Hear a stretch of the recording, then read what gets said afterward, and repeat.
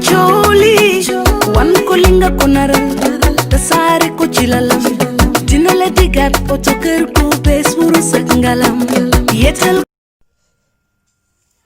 Bonsoir, c'est Tata Thérèse de Vitef Cuisine. Nuy naa leen ku ci nekk turam ak sant ma di leen jox seen wàccuwaay comme d'habitude rek il faut que ma saafoo leen ñu saafante ku ci nekk xam numéro mam def nag. Bon, aujourd'hui on vous présente du poisson tilapia au four et pour faire notre recette on aura besoin du poisson tilapia, une botte de persil, j'aurai besoin de la moutarde à l'ancienne, des capres. Ça c'est un mélange pour poisson grillé dañ koy jaay ci épicerie surtout si Franprix yi am na mélange bu neex la.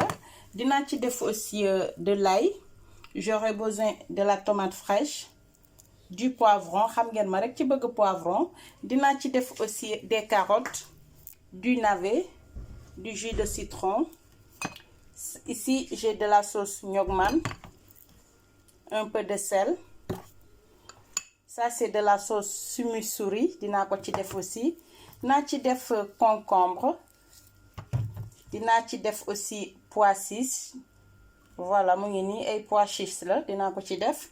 Dinaa ci def aussi maïs doux. J'aurai besoin d'un peu de poivre noir, du vinaigre de cidre. Comme ni ma leen waxee rek bu ngeen gisee sama nu mu tuddati encore sama caméra bi nu mu taxawee rek parce que ma nekk tey encore ci cabine technique bi moo tax mu xaw a am tuuti ay jafe-jafe ci li ma foog ci ni may présenté wu parce que dafa xaw a yéex dangeen may jéem a comprendre nag. Lii nag nu mu tuddati encore sunu poisson au four bi muy tilapia au four bi ça sera accompagné avec de la salade ordinaire. Dinaa leen wan yeneen ingrédients yi au fur et à mesure parce que dina am tamit tuuti salade. Dinaa ci def tamit de la mayonnaise et sans plus tarder on va commencer. Waaw gis ngeen nag mbokk yi nag fii j'ai mon mixeur. Là j'ai mis de l'ail et j'ai mis un peu de poivron vert et jaune et rouge. Maintenant je vais rajouter du poivre noir.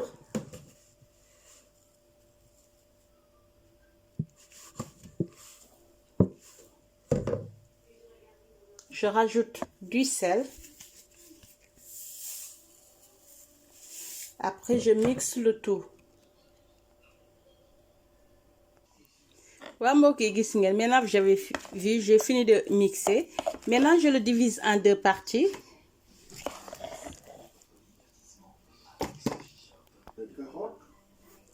Voilà, mbokk yi gis ngeen léegi fii nii comme diviser naa ail bi en deux.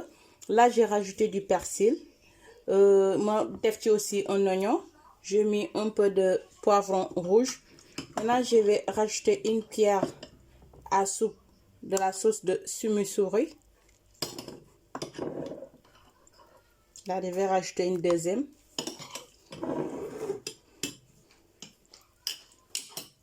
Après ma mixer waat ko, je vais mixer encore. Waa léegi gis ngeen boo ko mixer gis ngeen texture bu mu lay jox. Maintenant vous avez vu j'ai fini de faire le mixage. Maintenant je vais rajouter de la moutarde à l'ancienne. Gis ngeen je mets 2 bonnes cuillères.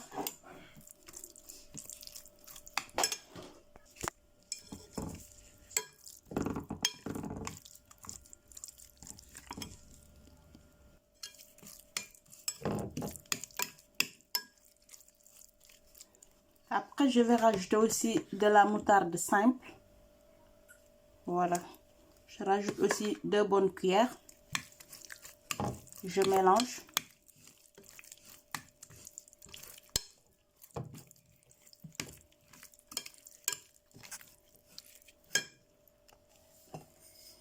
Après je vais rajouter du jus de citron. Je mets un peu du vinaigre de cidre. Je rajoute à peu près 2 cuillères à soupe de la sauce Nyogman.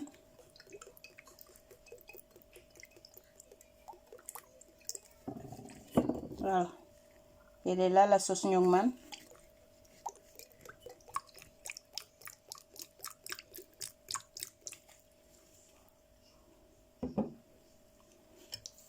Après, je mélange.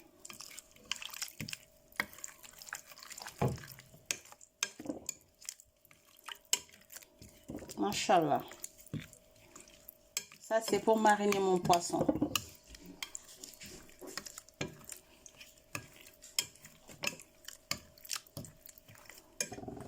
Après, je rajoute de l'huile d'olive.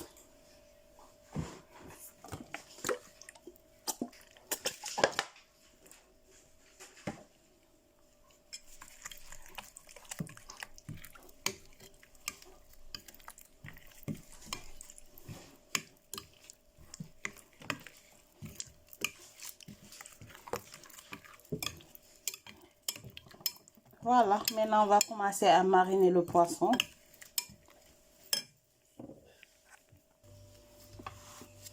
Voilà, maintenant on va mettre un peu de sel. Je vais juste mettre un peu. Parce qu'il y a déjà du sel. Quand je préparais la marinade. Donc je vais faire attention. Là, je vais prendre la moitié de l'ail que j'avais réservé.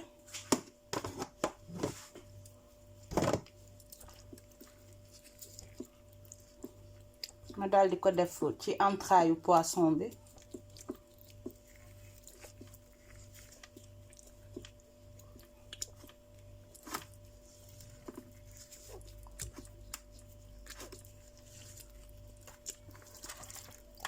Je tourne de l'autre côté. Je fais la même chose.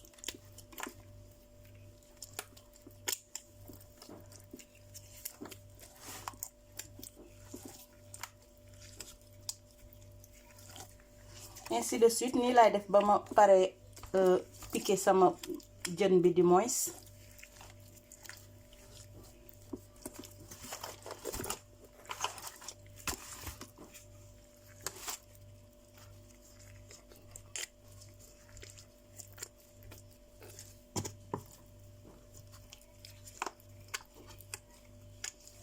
Et n'oubliez pas de faire aussi l'intérieur du poisson. Il faut bien mariner.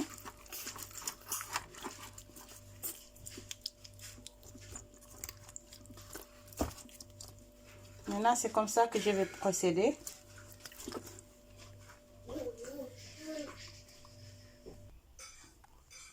Voilà, gis ngeen pare naa piquer sama kii bi ak ail bi. Maintenant, je vais diviser mon poisson en deux.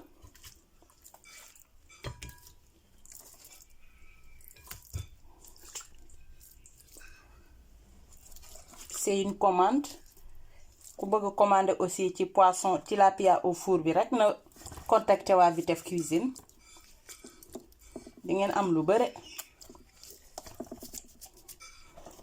Léegi damay ñëw ma daal di def ci sama mélange de poisson bi gis ngeen mélange de poisson grillé avant may def sama marinade bi lii lay njëkk a def comme ça mu dugg ko bu baax.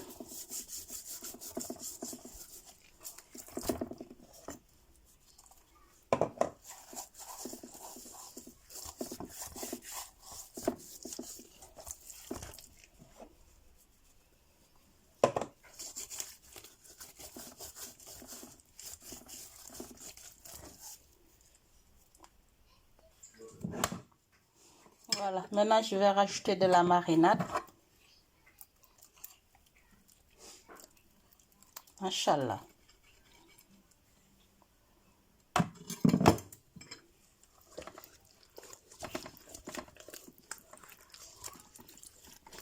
Ça c'est de la marinade uniquement pour poisson.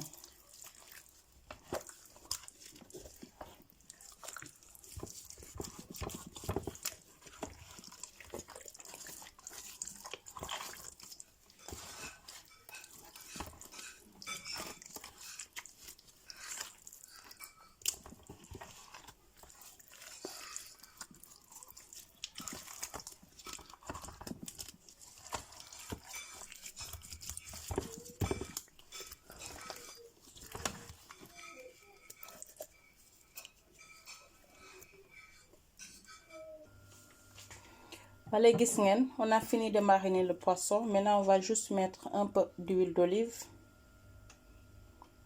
et on le laisse reposer pendant une demi-heure. On le met au four à 230 degrés pendant 1 heure de temps.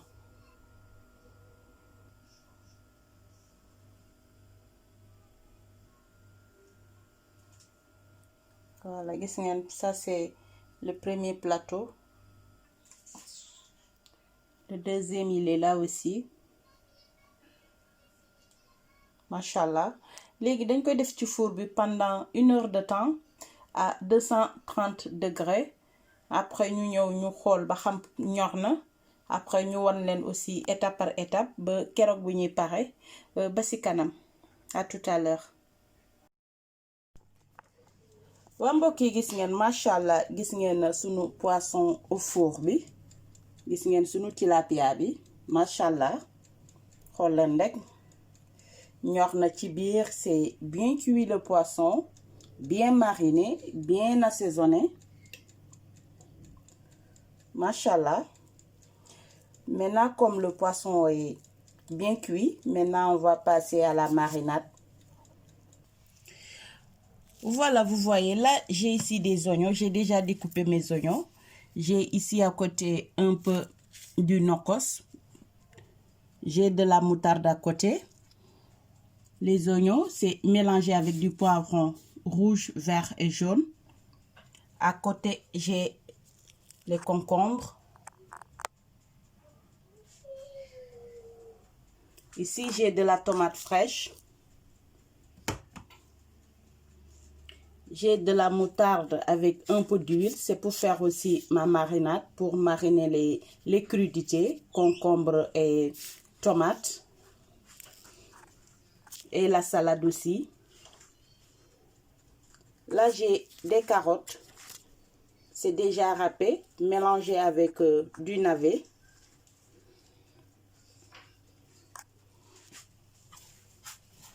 Maintenant, on va commencer à faire le mélange des oignons.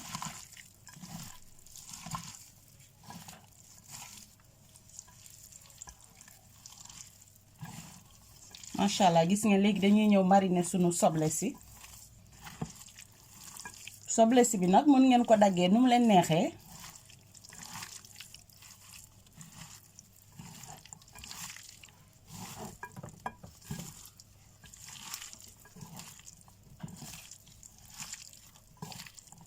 Machallah. Là, je vais rajouter du jus de citron. Je mets du sel.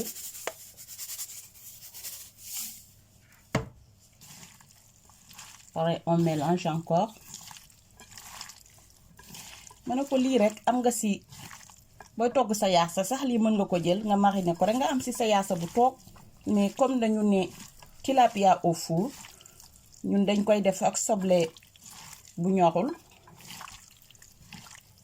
Dangay mariner sa soble rek. Faut bien mariner les oignons. Si vous voulez aussi, vous le mettez au micro-ondes pendant 3 à 5 minutes. Juste pour mu lax rek, après vous l'enlevez. Mais nous, on préfère manger les oignons crus. Donc, on ne le met pas au micro-ondes, on le laisse comme ça. On marine les oignons. Machallah.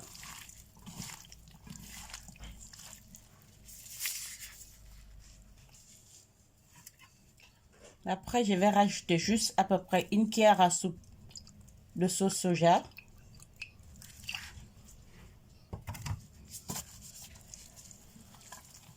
Et mélanger encore.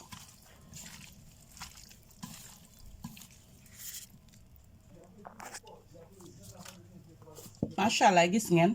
Maintenant, je vais rajouter un peu de poivre noir. Si vous avez aussi du poivre blanc, vous pouvez l'utiliser.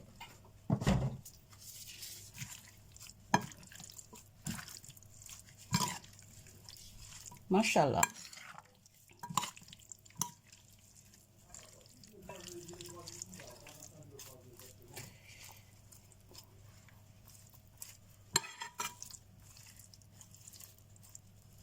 Machallah.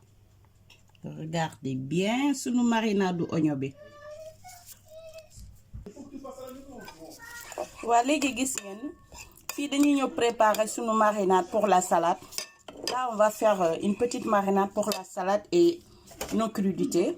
Là, je vais mettre du vinaigre.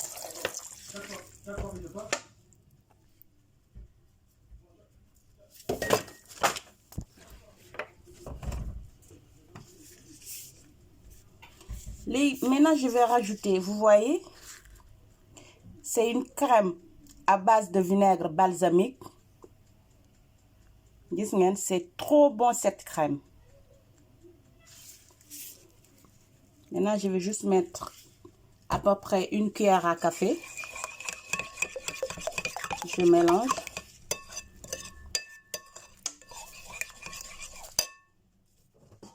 Je mets aussi du poivre noir. Je vais rajouter un peu. Je vais rajouter encore du vinaigre.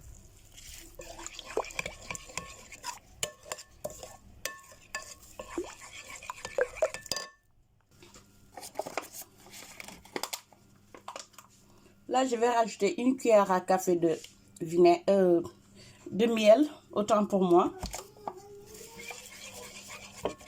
Après, on mélange.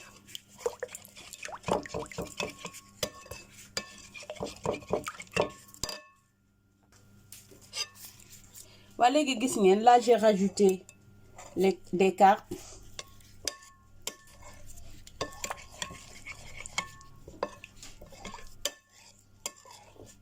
Gis ngeen ay capre laa ci def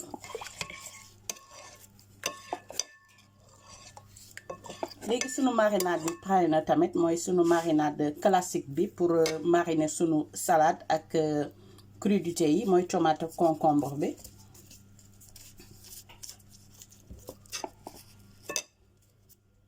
léegi dañuy ñëw ñu daldi defar sunu salade aussi waa mbokk yi gis ngeen fii dama fi yor mayonnaise, dama ci def un peu d'oignon. Là, je vais rajouter le pois chiche et le maïs doux.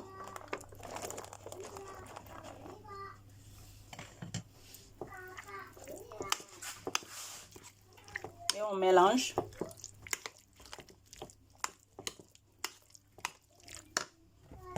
Après, je rajoute du persil sèche. Facultatif.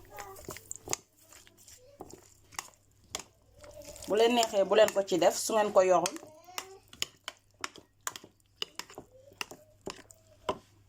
donc ma rajouter un peu encore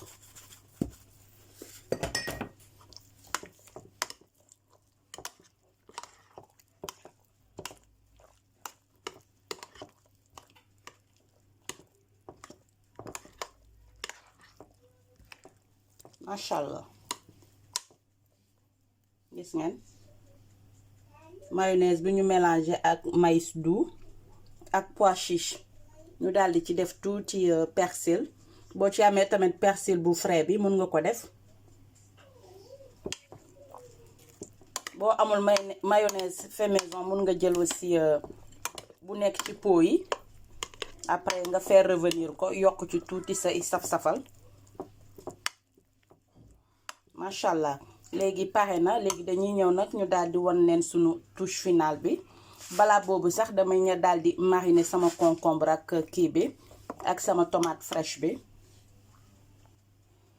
gis ngeen léegi dama ñëw daldi jël mooy sama marinade classique bi rek def ci tuuti mooy bu ànd ak mélange de capre bi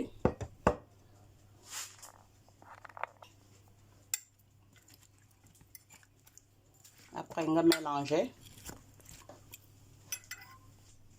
léegi gis ngeen fi aussi damay ñëw daldi mariner tamit tomate bi ko defee day am goût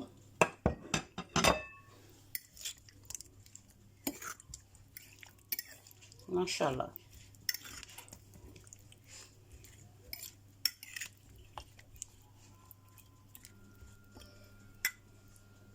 léegi pare nañu ci marinade bi des na marinade du salade bi waa mbokk yi gis ngeen Machallah gis ngeen lii lañu indiloon ci tilapia au four gis ngeen sunu lakk bi Machallah c'est bien doré comme ni ma leen waxee rek dañ koy boole ak salade ordinaire gis ngeen sunu salade baa ngi nii machallah ñu boole ko aussi ak soble si gis ngeen mu nekk soble bi nga xamante ne loo ci am rek mën nga ko lekkee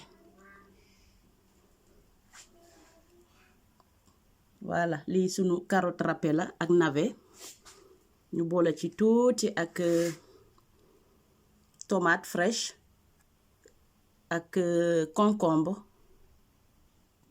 gis ngeen ak mayonnaise bi aussi machallah waaw ba tax ni nag mbokk yi nag lii moom tey sama cher abonné yéen laa ko mais yéen ñëpp sans oublier samay fidèles abonnés yi aussi waaye ñu dina jox di daje fii ak beneen yoon ak beneen recette ci biir cuisine merci.